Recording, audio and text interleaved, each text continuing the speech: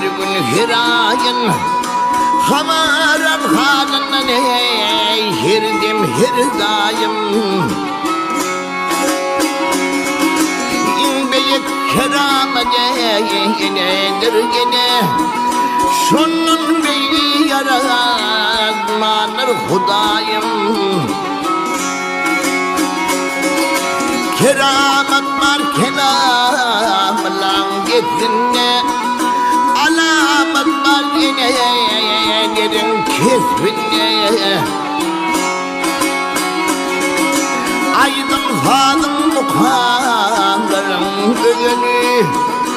Aman bilin hüdiyemişin aklına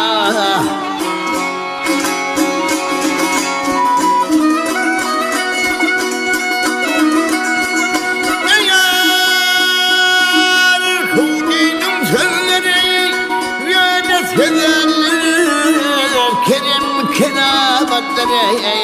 tezin vardır Hişada dinlemeye yine hudüzün Ol büyük mukadır indeyik kalır Anhan vurmadı bugüne şadı vurmadı Alhamdülillah bağlı vurmasa Ağlap yatan çağda uka gider mi? Yine kudüsüne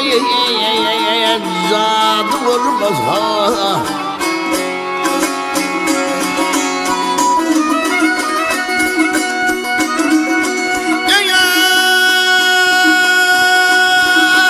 Geçsene yüzümler seni edilir Artar kerameti yine edilir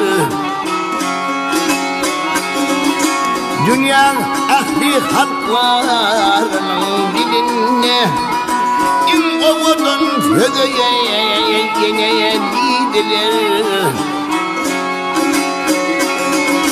Kerametim kendine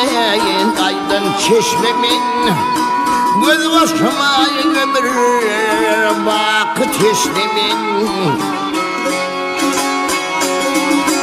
Yürgen miydin kâgülberim kâ tutup Edim dedim kucağımdan başladan İnbeyik keramete inedir yine Şunun beyi yaratmanır Hudayım